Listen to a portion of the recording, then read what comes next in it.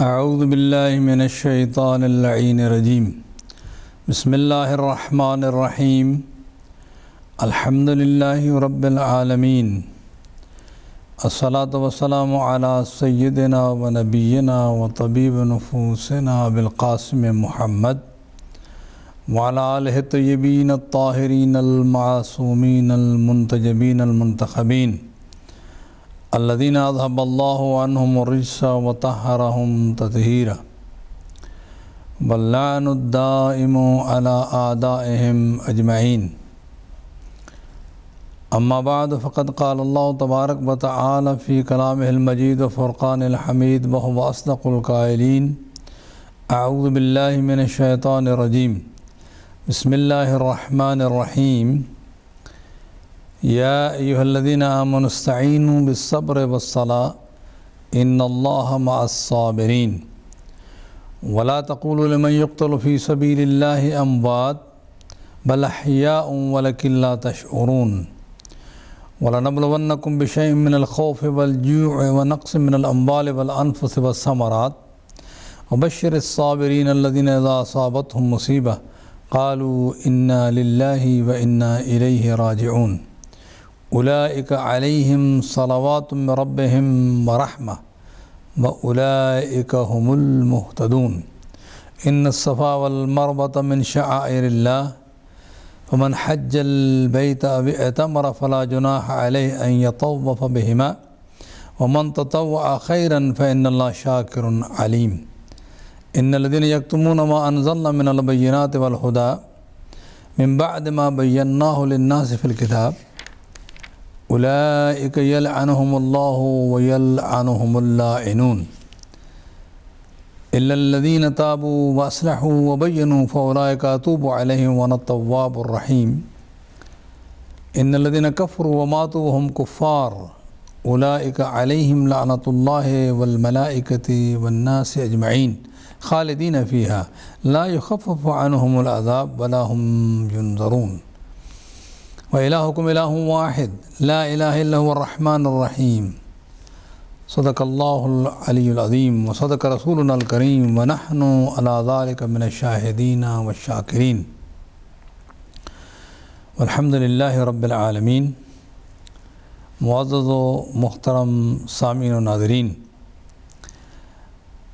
آپ کی خدمت میں ان ایام جو ایام اربعینیہ بھی کہا جاتا ہے اور اس عشرے کو مومنین کی اصطلاح میں عشرہ زینبیہ بھی کہا جاتا ہے، تعزیت پیش کرتے ہوئے اور سلام عرض کرتے ہوئے کلام پاک کے متعلق چند باتیں عرض کرنے کے لیے حاضر ہوا ہوں، اور معمول کے مطابق اپنی عاجزی کا بھی اقرار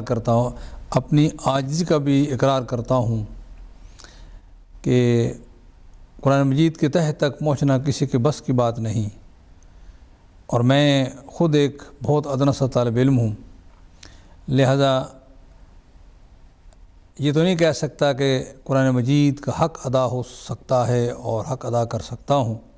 البتہ یہ کوشش کر رہا ہوں میں کہ خود بھی ان لوگوں میں سے شمار ہو جاؤں کہ قرآن مجید پہ غور و فکر کرتے ہیں، اور اپنے سامعین کو بھی دعوت دوں کہ وہ بھی قرآن مجید پہ غور و فکر فرمائیں۔ اس کتاب ہدایت میں غور و فکر کرنا یہ ہماری ذمہ داری ہے۔ اللہ سبحانہ و تعالیٰ کا ذمہ تھا کہ اپنے حبیب کے ذریعہ یہ کتاب ہمیں عطا فرمائی، اور یہ اللہ کا عہد ہے، یعنی ہمارا اور اللہ کا ایگریمنٹ ہے کہ ہم اس کو پڑھیں، اور جو اللہ سبحانہ و تعالیٰ نے ہم سے ڈیمانڈ کی ہیں پیدا فرما کر اپنی کائنات اپنی کنگڈم میں ہمیں جگہ دے کر اپنی مخلوق کی عظمت بخش کر پھر مخلوق میں سے انسانوں میں سے بنا کر، اور انسانوں میں بھی امت مصطفیٰ صلی اللہ علیہ وآلہ وسلم ان لوگوں میں سے کہ جو لا الہ الا اللہ محمد رسول اللہ پڑھتے ہیں ان میں سے ہمیں بنایا۔ یہ ساری نعمات خداوند متعال کی طرف سے ہیں، اور پھر ان نعمتوں کی وجہ سے ہماری ذمہ داری بنتی ہے کہ وہ کتاب جو اس نے ہماری ہدایت کے لیے بھیجی ہے ان ہدایات کو ہم پڑھیں اور ان کو سمجھیں، اور جتنا ہم سے ممکن ہو سکے ہم ان تعلیمات پہ چلیں۔ تو آج کا جو رکوع میں نے آپ کی خدمت میں تلاوت کرنے کا شرف حاصل کیا ہے، یہ سورہ بقرہ کی آیات ہیں، اور 153 سے سٹارٹ کیا میں نے، اسی طرح کچھ آیتوں کی تلاوت کا شرف حاصل کیا ہے۔ مختلف موضوعات کو قرآن مجید نے ان آیات مبارکہ میں ٹچ فرمایا ہے۔ پہلی آیت میں ارشاد فرمایا یا ایھا الذین آمنوا استعینوا بالصبر والصلاۃ، اے وہ لوگ ایمان لا چکے ہو، صبر اور نماز سے مدد طلب کرو۔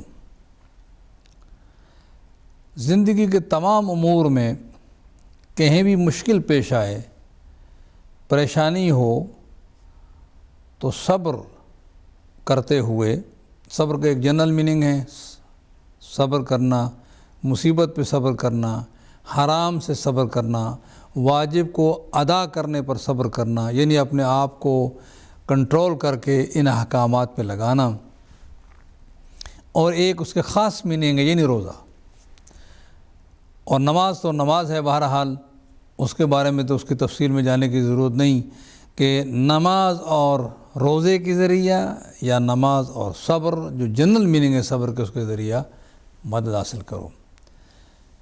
اور اللہ سبحانہ و تعالیٰ نے اعلان فرما دیا ہے کہ بے شک اللہ صابرین کے ساتھ ہے۔ صبر پہلے بھی میں عرض کر چکا کہ الصبر من الایمان کالرأس من الجسد، حضور صلی اللہ علیہ وآلہ وسلم کا بھی ارشاد ہے، اور حضور کے بعد مولا کائنات امیر المومنین نے بھی ارشاد فرمایا ہے کہ صبر کی حیثیت ایمان سے ایسے ہے کہ جیسے اس سر کی حیثیت ہے ایک باڈی میں، اگر سر نہ ہو تو باڈی بیکار ہے، صبر نہ ہو تو ایمان بھی رخصت ہو جاتا ہے۔ اس میں بہرحال جو کہ پہلی رکوع میں ایک بات بڑی اہم بات، بلکہ قرآن مجید کی ہر بات اہم ہے، مگر ہم ایک امتی ہونے کی حیثیت سے کہ ہمیں قرآن مجید نے امت وسط قرار دیا، یعنی اس حضور کی امت کو امت وسط قرار دیا، مگر امت وسط اصل میں وہ افراد ہیں جو حضور کے بعد اس امت کی رہنمائی کے ذمہ دار ہیں، یعنی امام ہیں۔ حضور نے فرمایا میرے بعد 12 امام ہوں گے، 12 امیر ہوں گے، پھر ان کے تابع داری کرتے ہوئے، اتباع کرتے ہوئے امت کے وہ افراد جو ان کے ساتھ منسلک ہو جائیں گے وہ بھی امت وسط کا حصہ قرار پائیں گے۔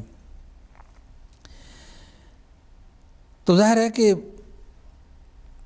امامت کا یعنی اس کا مطلب علماء اسلام نے یہی لیا ہے کہ اس امت کو امامت ناس بخش دی گئی حضور کی نیابت میں۔ امامت جو ہے وہ ظاہر ہے کہ ہر فرد جو ہے وہ اس کا اہل نہیں ہے، اور امت مجموعی طور پر اس وقت جس حالت میں ہے وہ کائنات کی امامت کے اہل نہیں ہے۔ یقیناً اس میں ایک خاص گروہ، جیسے میں نے پچھلے اپنے گفتگو میں عرض کی ہے، اور وہ خاص گروہ جو ہیں وہ آل محمد علیہ السلام کا گروہ ہے۔ اس کو حضور نے فرمایا میرے بعد 12 امام ہوں گے، میرے بعد 12 امیر ہوں گے، اور وہ بہرحال دونوں طرف یہ احادیث موجود ہیں، یعنی اہل سنت و اہل تشیع کے ہاں موجود ہیں۔ اب اس میں جب امامت عطا ہو گئی تو مشکلات آئیں گی، اور صبر سے اس امامت کو لے کر بڑھنا ہے۔ ائمہ نے بھی اور ائمہ کے ساتھ جو کھڑے ہوں گے ان کو بھی صبر سے آگے بڑھنا ہے، اور ہر مرحلے پر اپنے رب سے رابطہ قائم رکھنا ہے۔ کسی مرحلے پر بھی اس سے جو ہے وہ بے اعتنائی نہیں کرنی کہ ہم اپنے خدا سے رابطہ جو ہے صبر کرنا ہے، ہم نے رابطہ رکھنا ہے خدا سے، اس کو کہتے ہیں صلات۔ اور میں سمجھتا ہوں کہ نمازیں تو تقریباً ہر مومن پڑھتا ہی ہے، کوئی مومن بے نماز نہیں ہوتا، اس لیے کہ ان کے ائمہ ماشاءاللہ میں سے کوئی ایسا فرد نہیں ہے جو نماز نہ پڑھتا ہو، بلکہ نمازیوں کے سردار ہیں۔ خدا سے رابطہ کا بہترین ذریعہ جو ہے وہ نماز ہے۔ بعض لوگ یہ کہتے ہیں کہ یہ بات یعنی یہ سنی گئی کہ جی بس ایمان کا تعلق صرف دل سے ہے، اور بے شک دل سے ہی شروع ہوتا ہے، دماغ سے ہی شروع ہوتا ہے، لیکن اس کا جو اظہار ہے وہ اپنے عمل سے ہوتا ہے۔ اگر خالی دل میں ہی رکھے انسان تو پتہ نہیں چلتا کہ مومن ہے یا کافر ہے، جب وہ اظہار کرے، رکوع کرے، سجدے کرے تو پتہ چل جاتا ہے کہ یہ بندہ ہے، مومن ہے۔ تو نماز کے بارے میں یہ فرمایا کہ نماز الصلاۃ فصل، نماز باؤنڈری وال ہے کفر اور ایمان کے درمیان، کفر اور اسلام کے درمیان۔ یعنی آدمی اگر نماز پڑھتا ہے تو اسٹیٹ آف اسلام میں ہے اور اسٹیٹ آف ایمان میں ہے، اور آدمی اگر نماز نہیں پڑھتا، بے نماز ہے، تو ابھی تک بے شک اس کے دماغ میں بھی توحید کی سوچ موجود ہے، لیکن نماز نہیں پڑھتا تو ابھی تک وہ اسٹیٹ آف اسلام و ایمان میں نہیں آیا۔ یہ بڑا اہم نقطہ ہے، اس کو غور کرنا چاہیے۔ بعض لوگ نماز کی اہمیت کو نہیں سمجھ پاتے۔ نماز توحید سے رابطے کا نام ہے، مشکل ہو یا آسانی ہو، بندہ مومن جو ہے وہ توحید سے رابطے میں رہتا ہے، اس لیے کہ کوئی بھی لمحہ بندہ مومن کا توحید سے رابطے کے بغیر نہیں گزرتا۔ تو نماز جو ہے وہ ایک ضروری رابطہ خدا نے قرار دیا ہے، اس کو اگنور کرنے والا جو ہے اس کا مومن کہلانا بڑا مشکل ہے۔ بہرحال تو توحید سے رابطہ رکھو، ایک یہ مشکل جو ہے تمہاری آسان کر دے گا، اور دوسرا جو ہے وہ صبر کرو، اور صبر کی ایک قسم جو ہے روزہ بھی ہے۔ روزے کے ذریعے بھی انسان جو ہے وہ توحید سے جو ہے وہ خصوصی مدد مانگ سکتا ہے۔ مدد تو توحید نے کرنی ہے، اصل میں اللہ سبحانہ و تعالیٰ نے مدد کرنی ہے۔ روزہ خود کوئی مدد نہیں کرتا، نماز خود کوئی مدد نہیں کرتی، مدد تو اللہ سبحانہ و تعالیٰ نے کرنی ہے، لیکن یہ اللہ سے رابطہ کا ذریعہ ہیں۔ ابھی بعد میں جب روزے کی آیات آئیں گی تو عرض کروں گا کہ روزہ بندے کی ایمان کو، توحید پر بندے کی ایمان کو بہت مضبوط کرتا ہے، ایک ٹف ٹریننگ ہے ایمان کو مضبوط کرنے کی۔ تو نماز جو ہے وہ روزانہ کی تربیت و ٹریننگ ہے، صبح سن رائز سے پہلے، دوپہر کو، سورج ڈھلنے کے بعد، مغرب سے پہلے، مغرب، عشاء، سونے سے پہلے۔ جب بات آ گئی تو کہوں اتنا اگر ایک آدمی نمازی ہے تو اس میں بہت سی غلطیاں خود بخود دور ہوتی جائیں گی۔ چلیے کبھی انشاءاللہ فلسفہ نماز میں بات ہوگی، لیکن آج تھوڑا سا آگے اس کو بڑھانا ہے۔ تو نماز اور روزے کے ذریعہ خدا کی مدد طلب کرو۔ قرآن مجید تو فرما رہا ہے کہ روزے اور نماز سے مدد طلب کرو۔ اصل یہی ہے کہ نماز اور روزے کے ذریعہ خدا سے مربوط ہو جاؤ اور اللہ سے مدد مانگو۔ ظاہر ہے کہ مدد کرنے والا وہی ہے اور مشکلات کو حل کرنے والا وہی ہے۔ جیسے کہ سوال کیا 20ویں پارے میں، ام یجیب المضطر اذا دعاہ ویکشف السوء، کون ہے جو مضطر مجبور کی آواز پر لبیک فرماتا ہے اور اس کا جواب دیتا ہے، یعنی اس کی دعا کو قبول فرماتا ہے، اس کی مشکل کو دور فرما دیتا ہے؟ کون ہے؟ الہ مع اللہ، کہ اس کے بغیر کوئی معبود ہے؟ تو وہ مشکلات سے دور کرنا، نکالنا اسی کا کام ہے۔ البتہ نماز ایک طریقہ ہے اس سے رابطے کا، روزہ ایک طریقہ ہے اس سے رابطے کا، صبر ایک طریقہ ہے اس کی جو ہے وہ مہربانیوں کے وصول کرنے کا۔ پھر اس کے بعد جو ہے جب صبر کی تلقین فرمائی اور نماز کی، اور فرمایا کہ اللہ صابرین کے ساتھ ہے۔ البتہ یہاں بعض لوگ صبر کو ایسے استعمال کرتے ہیں، خصوصاً مولا حسین علیہ السلام کے عزاداروں کے خلاف یہ صبر کے خلاف ہے، رونا صبر کے خلاف نہیں۔ اگر صبر کے خلاف ہوتا تو حضرت یعقوب اپنے زندہ بیٹے کو روتے رہے، حضرت یوسف کو۔ تو قرآن مجید ان کی مذمت فرماتا، مذمت نہیں فرمائی۔ کسی کی محبت میں اور بالخصوص اس کی محبت میں جو خدا کا نمائندہ ہو، وہ تو بالکل اس کا تعلق خدا سے ہو جاتا ہے۔ اسی طرح جو ہیں وہ کچھ علامات ہوتی ہیں غم کے اظہار کے لیے۔ رونا ایک غم کا اظہار ہے، کالے کپڑے پہنا اظہار غم ہے، اور مناسب انداز سے سیولائز طریقے سے، اور جیسے جو ہیں وہ علماء متقی پرہیزگار لوگ جو ہیں وہ اسی طرح جو ہیں یہ سب چیزیں جو ہیں رونا ہو، ماتمداری ہو، اظہار کرنا جو ہے۔ البتہ بے صبری اس بات میں ہے کہ اللہ کے فیصلے پر عدم اطمینان کرنا، یہ کیوں ہوا ہمارے ساتھ نہیں ہونا چاہیے تھا۔ یعنی مثلا اگر وہ کہے کہ خدا نخواستہ کسی کا کوئی بیٹا، بیوی، کوئی عزیز، کوئی رشتہ دار قریبی پیارا لے لیا، تو اس وقت انسان کہے کہ یہ ہمارے ساتھ کیوں ہوا۔ یعنی خدائی فیصلے پر عدم اطمینان کا اظہار کرنا، اظہار ناراضگی کرنا، اس کو قبول نہ کرنا، اس پر راضی نہ ہونا، یہ بات جو ہے یہ بے صبری ہے۔ کچھ چیزیں ایسی ہیں جو بے صبری نہیں ہیں، اور بالخصوص مولا حسین علیہ السلام کی غم میں رونا، ماتم کرنا، کالے کپڑے پہننا، اظہار غم کے جو طریقے ہیں وہ بے صبری نہیں کہا جا سکتا۔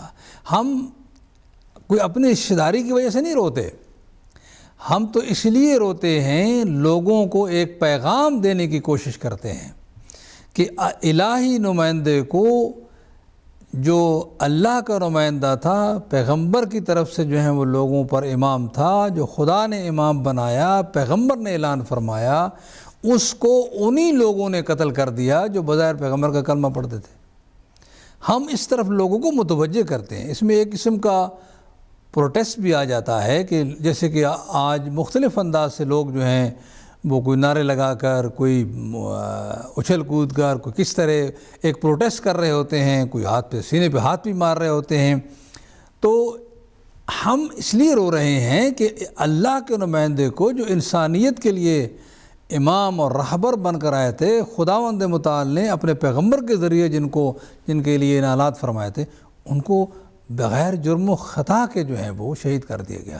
اور اسی لیے آج ایک صرف یہ محبت یہ نہیں ہے کہ ایک ٹریڈیشن ہے، ایک رسم و رواج ہے کہ ہم 40واں عاشور، 40واں یا دوسرے جلوس نکالتے ہیں۔ اور آج مثلا کربلا میں اگر آپ کو کوئی عرب ٹی وی چینل دیکھنا پڑے تو آپ اس میں دیکھیں کہ آپ کو کم از کم جو عراق سے چینل آ رہے ہیں تو 8 ملین کی توقع ہے۔ کل روز 40 ہے اور 8 ملین لوگوں کی توقع ہے، بلکہ شاید زیادہ ہو جائیں، چونکہ لاسٹ ٹائم بھی انہوں نے 8-10 کہے تھے، 14 ملین ہو گئے تھے۔ لوگ آ رہے ہیں دھڑا دھڑ، پورا عراق اپنے قدموں پر چل کر آ رہا ہے، تمام دنیا سے عاشقان مولا حسین اور عاشقان رسول جمع ہو رہے ہیں۔ اس کی وجہ اب ایک یہ ہے کہ ہم مولا حسین کی خدمت میں جا رہے ہیں، کوئی رسم و رواج نہیں ہے، اس کا تعلق دین خدا سے ہے، اس لیے کہ مولا حسین کا تعلق دین خدا سے ہے۔ میں نے اس دن بھی عرض کی تھی کہ میلاد کے جلوس نکالنا، حضور کی سیرت طیبہ کو بیان کرنے کے لیے کوئی کانفرنس سے کرنا، جس چیز کا تعلق حضور کے میسج کے ساتھ ہوگا وہ چیز خود عبادت بن جاتی ہے۔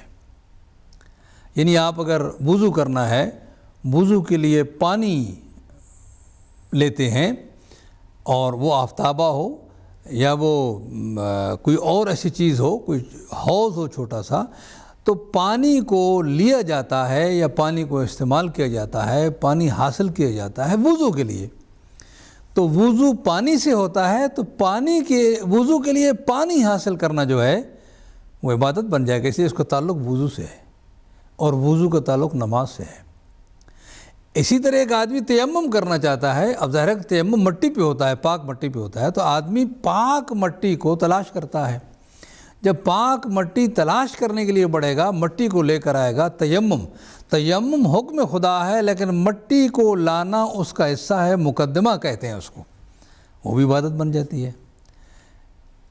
عزاداری کا قائم کرنا، مولا حسین کو یاد کرنا سادہ طریقے سے یا اپنے رسم و رواج جو حدود شریعت کے اندر ہوں، جس میں حدود شریعت نے کوئی چیز جو ہے وہ حرام نہ قرار دی ہو، مباح چیزوں کو ہمارے اختیار میں ہوتا ہے کہ ہم پانی اس گلاس میں پئیں یا مٹی کے پیالے میں پئیں یا ہاتھوں سے پئیں، وہ کام خود عبادت بن جاتا ہے۔ آج مولا حسین صلی اللہ علیہ وسلم کی ذریعے مطہر کے ارد گرد آج اور کل جو ہیں وہ ملین ہاں لوگ اکٹھے ہیں، اتنے کبھی کہیں اکٹھے نہیں ہوئے، اور یہ اپنی مرضی سے آئے ہیں، کوئی ان کو نہیں لایا، نہ حکومت لائی ہے، نہ حکومت کے جو ہیں وہ کوئی کارندے لائے ہیں، نہ کوئی سیاسی پارٹی لائی، پوری دنیا سے۔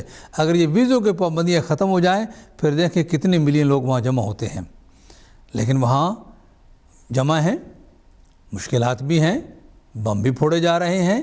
یہ صرف اور صرف اس لیے ہے کہ اے مولا حسین، آپ نے قربانی دے کر اپنے نانا کا دین بچا کر ہم تک پہنچایا ہے، ہم آپ کو سلام کرنے آئے ہیں، اور یہ سلام حسین علیہ السلام کی ذات کو نہیں ہے، بلکہ یہ مولا حسین علیہ السلام کی خدمت میں جانا ایسے ہے جیسے رسول اللہ کی خدمت میں جانا ہے، اس لیے کہ الحسین منی وانا من الحسین، حسین مجھ سے اور میں حسین سے ہوں، جو حسین کے پاس آ گیا وہ میرے پاس آ گیا۔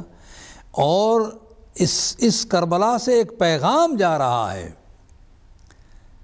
لوگوں الٹرڈ امینڈمنٹ والے اسلام کو چھوڑ کر جو یزید اور یزید کے بابا نے آپ کو جو ہے وہ دیا ہے یا کوشش کی ہے، امینڈمنٹس کی ہیں، اور آپ نے آباء و اجداد سے لے کر بیٹھے ہیں، وہ اس کو اگر چھوڑ سکتے ہو تو چھوڑ دو۔ یہ آنے والی آیات جو اس پہ توجہ کرنا جو میں ترجمہ پیش کرنے جا رہا ہوں، اس لیے کہ ہماری ذمہ داری پاک رسول کے پیغام پر چلنا ہے۔ نماز ایسے پڑھو جیسے مجھے دیکھتے ہوئے، مجھے پڑھتے ہوئے دیکھتے ہو، وضو ایسے کرو جیسے میں کر رہا ہوں، اور قرآن مجید نے بتایا ہے۔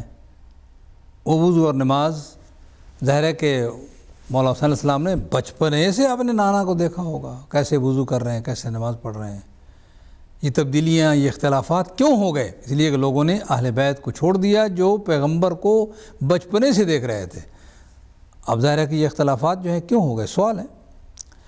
تو مولا حسین علیہ السلام کی طرف لوگ جمع ہو رہے ہیں اس لیے کہ لوگوں، یہ مولا حسین علیہ السلام کی ذات کی بات نہیں ہے، بلکہ الہی نمائندہ ہونے کی وجہ سے یہ خداوند متعال کے سامنے عملاً لوگ اپنے آپ کو پیش کر رہے ہیں کہ یا اللہ، ہم تیرے حسین سے محبت کرتے ہیں، تیرے حسین سے محبت کرتے ہیں، تیرے پاک رسول سے محبت کرتے ہیں، یا اللہ ان کو تو نے متعین فرمایا ہے، ہم کہیں اور تو نہیں جاتے، یہاں آ رہے ہیں۔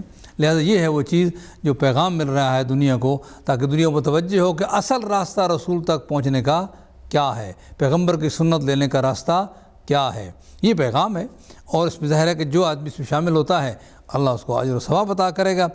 تو اس کے بعد فرمایا، میں آگے چلوں، بہرحال آگے آیت کا تعلق بھی شہداء سے ہے۔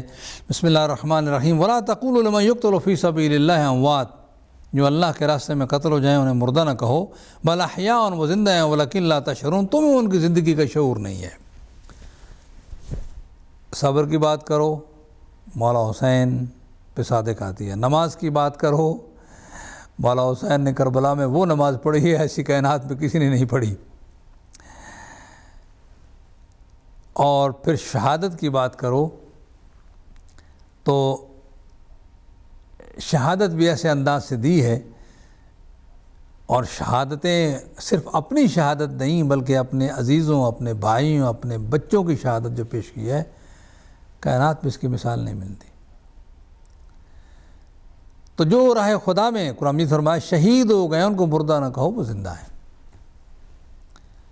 اب ظاہر ہے کہ ان کو مردہ نہیں کہنا چاہیے، زندہ ہیں۔ ان کی زندگی کیسی، یہ ہمیں شعور نہیں ہے، قرآن مجید نے اعلان کر دیا۔ ہم جتنی بھی کوشش کریں وہاں تک ہم چونکہ دنیا سے ہمارا طریقہ یہی ہے کہ ہم معلومات سے مجہولات کی طرف جاتے ہیں. ہمارا طریقہ، ہماری منطق، ہماری سوچ اس طرح کام کرتی ہے.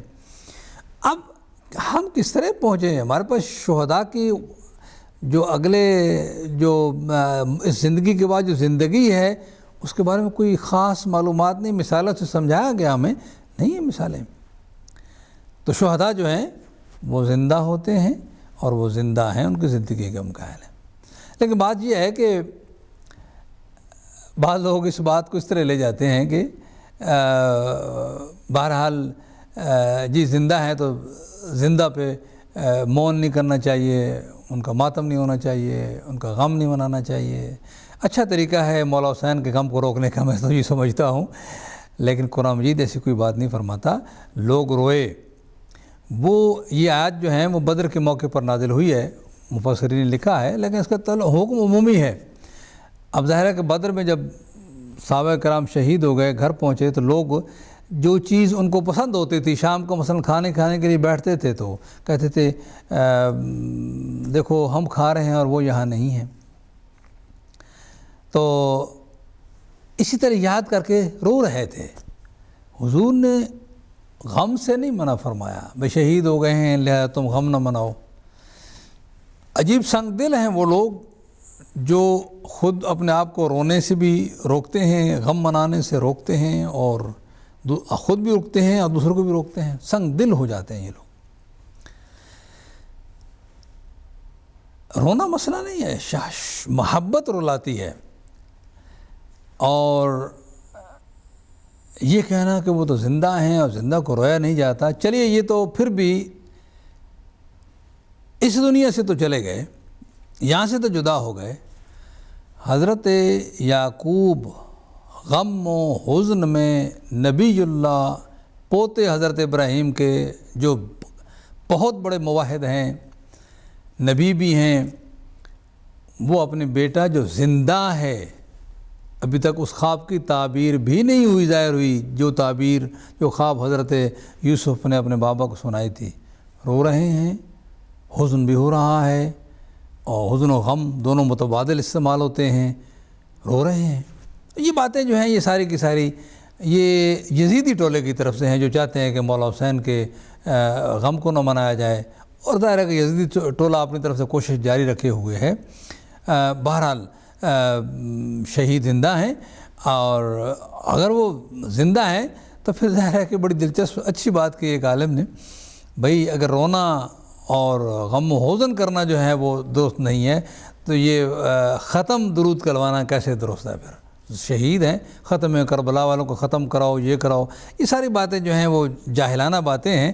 بہرحال ہمارا مقصد بھی صرف رونا نہیں ہے، بلکہ رونے کے ذریعے ایک پیغام دینا ہے.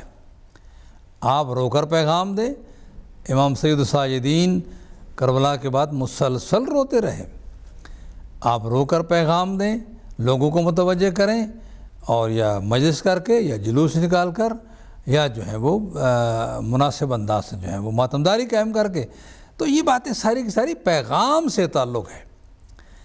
جس طرح مٹی لانا تیمم کے لیے وہ جو ہے وہ ہو جاتا ہے، حصہ ہو جاتا ہے، عبادت بن جاتی ہے، اسی طرح مولا حسین علیہ السلام مظلومیت کا اعلان جو ہے وہ اظہار غم کے ذریعہ، جلوس کے ذریعہ، ماتمداری کے ذریعہ مولا کے اس مظلومیت کا پیغام لوگوں تک پہنچانا ہے. اور خالی مظلومیت بھی نہیں، تاکہ آپ کے ذہن میں سوال پیدا ہو کیوں مظلومانہ شہید کر دیے گئے پیغمبر کے صرف 50 برس بعد.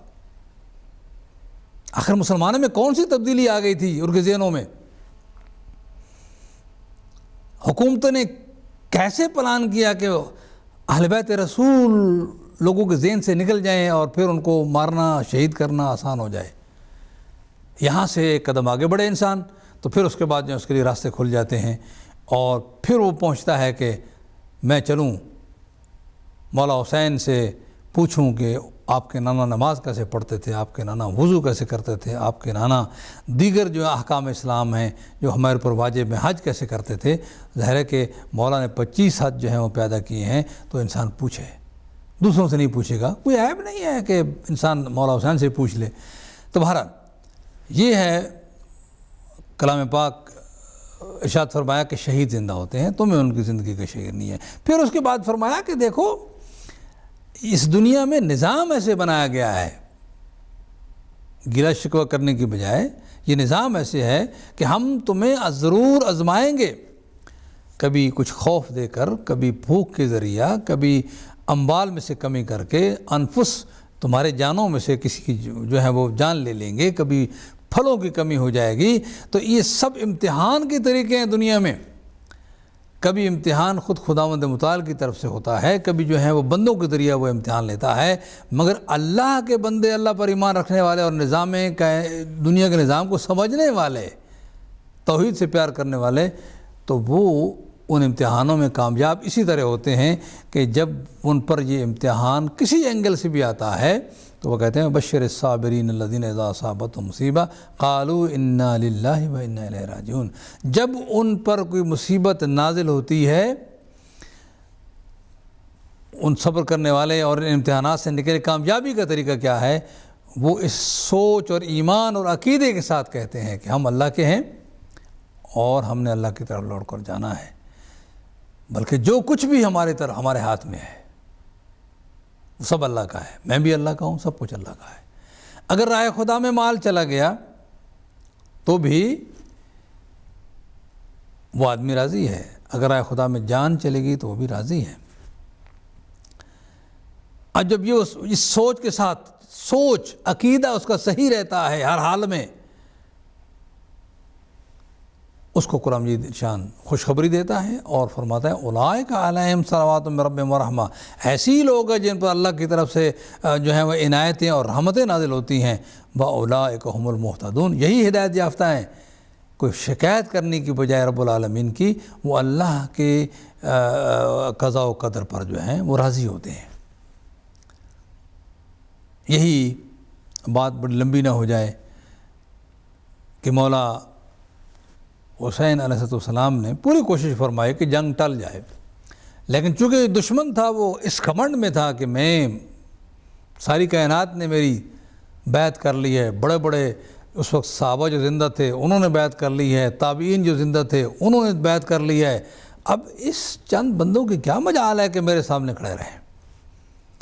اس تکبر، اس گھمنڈ اور لا علمی کی وجہ سے اس نے ایسا اقدام اٹھایا کہ مولا حسین علیہ السلام کے سامنے دو راستوں کے علاوہ تیسرا راستہ چھوڑا ہی نہیں.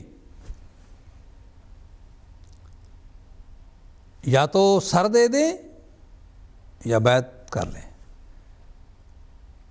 اگر وہ تیسرا راستہ وہ چھوڑتا تو جیسے کہ اس کے باپ نے مولا حسن علیہ السلام کو پورا خالی پیپر دے دیا کہ جو لکھے میں قبول کروں گا، بعد میں اس کی جو بھی نیت ہو، جو بھی کرے وہ خود ذمہ دار ہے خدا کے سامنے. اگر وہ مولا حسین علیہ السلام اس سے جنگ نہ ہوتی، لیکن چونکہ وہ نہ کر سکا اور وہ اپنے غلط عقیدے، غلط تربیت اور غلط لوگوں کی بیعت کی وجہ سے وہ اپنے آپ کو بہت کچھ سب کچھ سمجھنے لگا اور اس نے یہ اقدام کیا. اور مولا نے پھر ایسے انداز سے قربانی دی تاکہ رہتی دنیا تک لوگ سوچنے پر مجبور ہو جائے کہ جو تم نے سوچ رکھا ہے خلیفہ بنانے کا طریقہ، اس میں یزید جیسا بھی آ سکتا ہے. اصل جس بات پہ لڑائی تھی. خیر، تو صبر کرنے والوں کے لیے اللہ خوشخبری دیتا ہے. اگر اس آیت پہ غور کریں اور کربلا کے جو منظر پہ دھیان کریں تو تمام وہ مصیبتیں، تمام وہ امتحانات جو اس میں موجود ہیں وہ کربلا میں لیے گئے. وہ مصیبتیں نازل ہوئی ہیں. خوف ہراس کی بات، چند نفوس ایک طرف ہیں، ہزاروں نے گھیرا ڈالا ہوا ہے، ساتھ ساتھ مخدرات، مستورات بھی ہیں، چھوٹے چھوٹے بچے بھی ہیں، پانی بھی بند رکھا ہے، خوف کی انتہا ہے. اسی طرح اگر آپ بھوک کی بات کرتے ہیں، بھوک اور پیاس کی، تو 3 دن کے پیاسے. پانی ہر انسان کی بنیادی ضرورت ہے. یہ ایک ایسی چیز ہے کہ جس کا سوال کرنا بھی کوئی عیب نہیں. ہر ایک انسان کا پانی پر حق ہے. بند کر دیا گیا۔ اور اسی طرح مال کی بات، جانوں کی بات، پھلوں کی بات، آخر اولاد بھی میٹھا میوہ ہوتا ہے نا۔ بہرحال تمام کے تمام امتحانات جو ہیں وہ کربلا میں جمع ہو گئے۔ لاکھوں سلام ہو اس مظلوم امام پر، اس لیے سید الشہداء بھی ہیں۔ حضرت حمزہ اس وقت کے بدر کے، احد کے شہیدوں میں سید الشہداء تھے، اس میں کوئی شک و شبہ والی بات نہیں ہے، پاک پیغمبر ارشاد فرمایا ہے۔ لیکن شہادت جب کوئی ایسی ہستی، دیکھیں، شہادت دے جو زندگی میں بھی سید ہو، آخرت میں بھی سید ہو۔ لوگ کبھی سوچتے ہیں کہ آپ حضرت حمزہ کو حضور نے فرمایا سید الشہداء اور حضرت امام حسین علیہ السلام کو تم لوگ سید الشہداء کہتے ہو۔ اگر انسان تھوڑا سا غور و فکر کرے ان احادیث پر کہ یہ دونوں میرے بیٹے سید ہیں، یہ دونوں میرے بیٹے سید ہیں، قاما او قعودا ان ھذان ابنایا، یہ دونوں میرے بیٹے سیدان، دونوں سید ہیں، قاما او قعودا، پاک رسول گرامی صلی اللہ علیہ وسلم نے فرمایا۔ دنیا میں سرداری بھی ان کی، آخرت میں فرمایا ان الحسن والحسین سید شباب اہل الجنہ، دنیا کے سردار بھی اور آخرت میں بھی سردار ہیں، اور اگر ان میں سے کوئی اگر شہید ہو گیا تو یقیناً وہ سید الشہداء ہے، ان کے مقابلے میں کوئی بھی نہیں آ سکتا۔ ہاں اس وقت احد میں حضرت حمزہ ان شہیدوں میں باقی جو شہید ہوئے سید الشہداء تھے، شک و شبہ والی بات نہیں ہے، ہمارا عقیدہ اور ایمان ہے، پاک پیغمبر نے فرمایا ہے۔ لیکن مولا حسین علیہ السلام سے ان کا مقابلہ نہیں ہو سکتا، اس لیے کہ مولا حسین علیہ السلام جب ان کی عظمت اتنی، جناب حمزہ کی اتنی عظمت نہیں ہے جتنی حضرت سید الشہداء کی ہے۔ تمام مصیبتیں جمع ہو گئیں، اور ان مصیبتوں میں مولا اس طرح صبر فرمایا، اللہ اکبر، کسی مرحلے پر بھی میرے آقا کے زبان سے شکایت کے کلمات نہیں نکلے۔ ہاں رونا ہوا، جب جناب اکبر کو دشمن کی طرف بھیجا روئے، جب جناب قاسم کو بھیجا روئے۔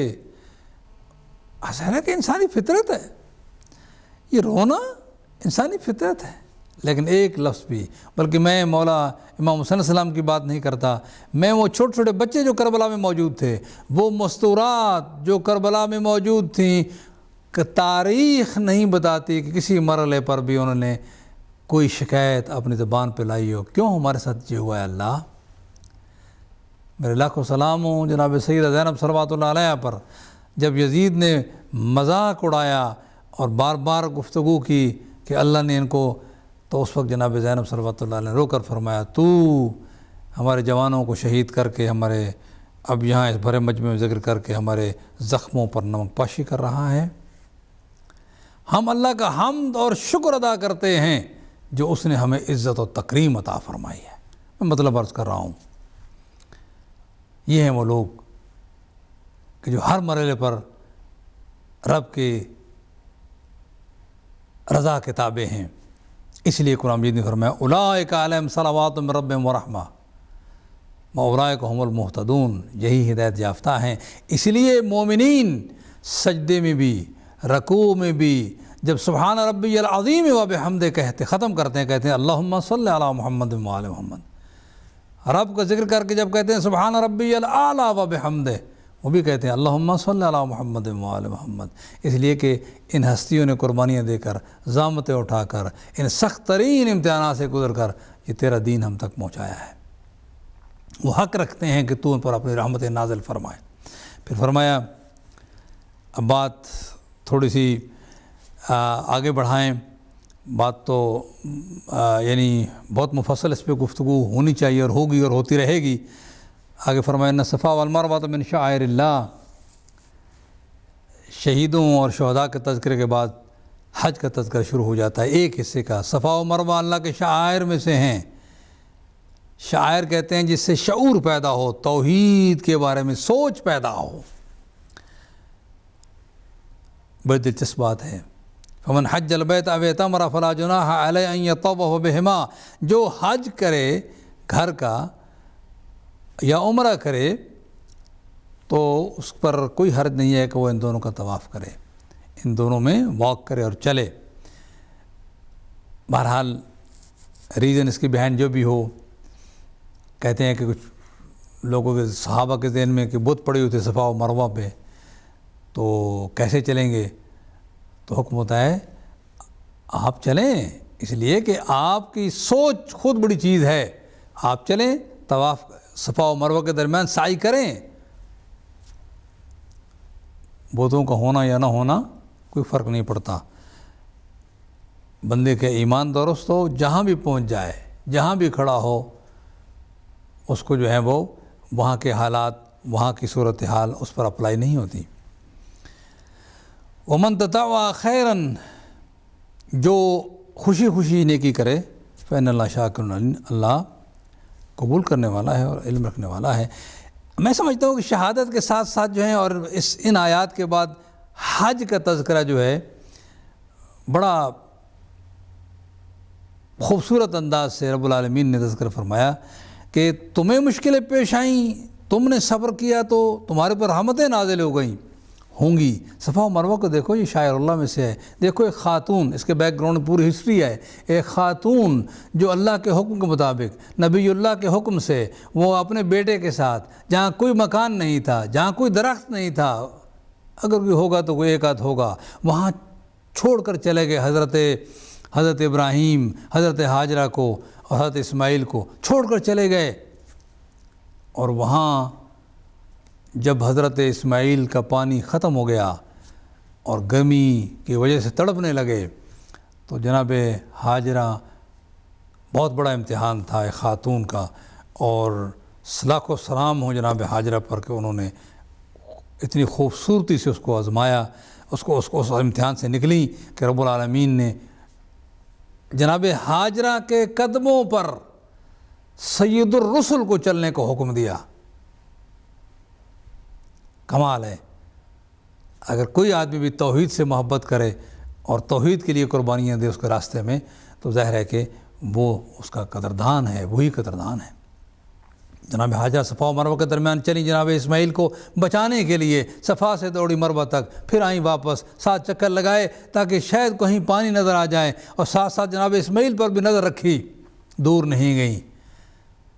ادھر سے 7واں چکر مکمل ہوا، ادھر سے جناب اسماعیل ایڑیاں رگڑ رہے تھے، ایڑیوں کے نیچے سے خدا نے پانی جاری کر دیا۔ اللہ اکبر! عجیب شہداء کے تذکرے کے ساتھ حضرت اسماعیل و حضرت ایک حصے کا تذکرہ ہے، خصوصاً صفا و مروہ کا تذکرہ ہے، حج کے دوسرے احکامات کا تذکرہ نہیں ہے۔ کوئی خاص بات ہے اس میں، جناب ہاجرہ و اسماعیل کے اس صبر آزما مشکل ترین مرحلے پر اپنی زبان پہ شکایت کے الفاظ نہ لانے اور کوشش کرنے۔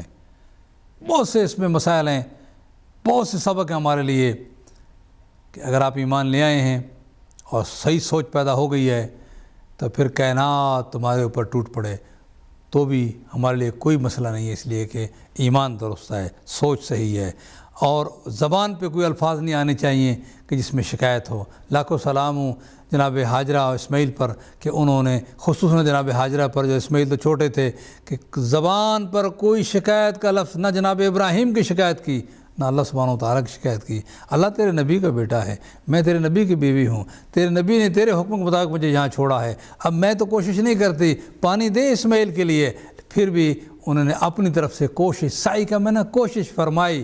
انسان کا بھی یہ کام ہے کہ کتنا بڑا ہی موحد ہے، وہ ہر لحاظ سے کوشش کرے اور زندگی بچانے کی بھی کوشش کرے، ایمان کو بچانے کی بھی کوشش کرے، ایمان کو صحیح رکھنے کی کوشش بھی کرے، اور اپنی زندگی بڑی قیمتی ہے، اس کو بچانے کی بھی کوشش کرے، اگر ہو سکے تو دوسروں کو زندگی کی بچانے کی بھی کوشش کرے۔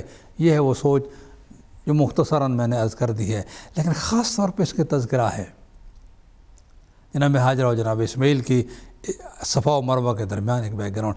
آخر کیا شعور پیدا ہوتا ہے صفا و مروہ سے؟ چلے جاؤ پہاڑی پر، لیکن ایک تاریخ ہے صفا و مروہ کے بیہائنڈ. کہتے ہیں حضرت آدم و حوا کی ملاقات وہاں ہوئی. کہتے ہیں جناب ہاجرہ نے یہ کوشش فرمائی جناب اسماعیل کو بچانے کے لیے، اور صفا پہ کھڑے ہو کر رسول گرامی صلی اللہ علیہ وآلہ وسلم نے علی الاعلان جب فصدع بما تؤمر، ظاہر کر دو جس کا تمہیں حکم دیا ہے. تو اسلام کا علی الاعلان جو لوگوں کو بلایا اسلام کی طرف، وہ صفا پہ کھڑے کر. اگرچہ آج کل نہ صفا رہی نہ مروہ رہا، سب کی صفائی ہو گئی، لیکن پھر بھی وہاں چلنا جو ہے وہ بہرحال حصہ ہے صفا و مروہ کے درمیان. آثار کو رکھنا تاکہ آنے والی نسلیں اس سے سبق حاصل کریں. وہ سبق کتابوں میں اور قسم کا ہوتا ہے، پریکٹیکل دیکھنا ان جگہوں کو، چلنا اور قسم کا ہوتا ہے. ان آثار کو اسی طرح رکھنا یہ زندہ قوموں کی علامت ہے. لیکن درمیان میں کچھ ایسے لوگ بھی آ گئے کہ جنہوں نے اپنی سوچ داخل کرنا شروع کر دی، اور انہوں نے مختلف انداز سے ان آثار کو مٹانے میں لگ گئے. میں جب ایک دفعہ جا رہا تھا زیارت کوہ یعنی غار حرا کی زیارت کے لیے جا رہا تھا، جبل نور کی طرف جا رہا تھا. کچھ زمانے میں یہ ایک بات نہیں تھی. دوسرے زمانے میں جب میں نے دیکھا کہ ایک بہت بڑا بورڈ لگا ہوا ہے، اس میں ایک حدیث لکھی ہوئی ہے کہ حضرت عمر نے صبح کی نماز پڑھائی، صحابہ ان کے پیچھے نماز پڑھ رہے تھے، اور دیکھا جب نماز سے فارغ ہوئے تو دیکھا کہ سارے صحابہ وہاں سے چلے گئے ہیں. پوچھا کہاں گئے ہیں؟ کہا اس شجرہ کی زیارت کرنے کے لیے گئے ہیں کہ جس کے تحت بیعت رضوان ہوئی تھی، جس کے نیچے پیغمبر نے بیٹھ کر اپنے صحابہ سے بیعت رضوان لی تھی. حضرت عمر نے کہا یہ کیوں ہوا ہے؟ اٹھے اور اس درخت کو جو ہے وہ کاٹ دیا یا کٹوا دیا. اب میں وہاں کسی سے میں نے بھی سوال کیا، میں نے کہا یہ بتاؤ کہ وہ کون لوگ تھے جو حضرت عمر کے پیچھے نماز پڑھ رہے تھے؟ اگر وہ صحابہ تھے تو ان کا اجتہاد یہ کہتا تھا کہ اس درخت کی زیارت ہونی چاہیے جہاں پیغمبر نے بیٹھ کر بیعت رضوان لی ہے، اور جس کو قرآن نے جس بیعت کو بیعت رضوان قرار دیا ہے. اور اس درخت کا تذکرہ بھی ہے، وہ زیارت کو درست سمجھتے تھے. اگر حضرت عمر کا یہ خیال ہے تو ان کا اکیلا خیال ہے. اسی طرح میں نے کہا غار حرا جہاں وحی نازل ہوئی، شعائر اللہ میں سے ہے، اس کی زیارت کیوں نہیں کرنے دیتے؟ صفا و مروہ شعائر اللہ سے ہے، وہ قربانی کا جانور والبدن من شعائر اللہ، وہ شعائر اللہ میں سے ہے. اس لیے کہ اس سے محبت توحید، وہ لوگ کی تاریخ یاد آتی ہے جنہوں نے محبت توحید کے جھنڈے گاڑ دیے. اگر ہم اس بات کو لے کر آج اربعین کے مرحلے میں چلے جائیں اور وہاں کربلا پہنچیں تو میرے خیال میں حضرت ابراہیم بھی کہیں گے، حضرت اسماعیل بھی فرمائیں گے، حضرت ہاجرہ بھی فرمائیں گے ہاں امتحان تو ہم نے بھی دیا ہے. توحید کے راستے پر ہم نے بھی اسماعیل کو قربان کرنے کی تیاری کر لی تھی، لیکن اسماعیل ذبح ہونے سے بچ گئے تھے. قرآن مجید نے اعلان کر دیا تھا وَفَدَيْنَاهُ بِذِبْحٍ عَظِيمٍ، ہم نے اس کا فدیہ ایک بڑی قربانی رکھ دی ہے. اگر انسان کربلا میں چلا جائے اور وہاں سوچے دیکھے کہ وہاں فخر ابراہیم، فخر اسماعیل وہاں خود بھی ذبح ہونے کی تیاریاں کر رہا ہے، اور اپنے اولاد کی جو ہے وہ قربانیاں پیش کرنے کے لیے تیاریاں کر رہا ہے. اے جناب ابراہیم، جب آپ نے حضرت اسماعیل کو لٹایا، اپنی آنکھوں پر پٹی باندھی، حضرت اسماعیل کے ہاتھ باندھ دیے، حضرت اسماعیل کو کبھی اس کو اتار دیا تاکہ ماں اس قمیص پہ لگے ہوئے خون کے دھبے نہ دیکھے. لیکن یہاں تو حسین کی آنکھوں پر پٹی نہیں ہے جب علی اکبر گھوڑے سے گرتے ہیں. یہاں تو حسین کی آنکھوں پر جو ہیں وہ پٹی نہیں ہے جب علی اصغر ہاتھ پہ تڑپ جاتے ہیں. یہاں وہ چند گز کے فاصلے پر دور نہیں ہے جہاں رباب بھی بیٹھے ہوئی ہیں، رباب بیٹھے ہوئی ہیں، جہاں لیلا بھی دیکھ رہی ہیں. بیبیاں خیمے میں نہیں بیٹھی تھیں، خیموں سے دیکھ رہی تھیں سارے منظر. یقیناً آپ تھوڑا سا تقابل کریں گے تو سلام کریں گے، السلام علیکم یا ابا عبداللہ.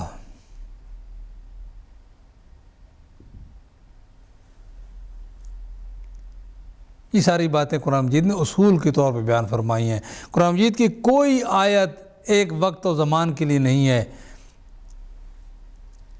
قرآن مجید ایک رواں دواں نور الہی ہے جو کائنات پہ ہر وقت چمکتا دمکتا رہتا ہے، اور ہر زمانے میں جہاں کہیں بھی ایسا مرحلہ قائم ہو، ایسی صورتحال بنے، تو آگے بڑھ کر قرآن مجید کی آیات وہاں تسلیاں بھی دیتی ہیں اور مثالیں بیان فرماتے ہوئے وہاں اس کو ہمت دیتی ہیں کہ یہ ہو چکا ہے، تم اگر کر ڈالو گے تو بہرحال مولا حسین صلی اللہ علیہ وسلم کی طرح اگر ہم دیکھیں، اس لیے ہم سلام کرنے جاتے ہیں۔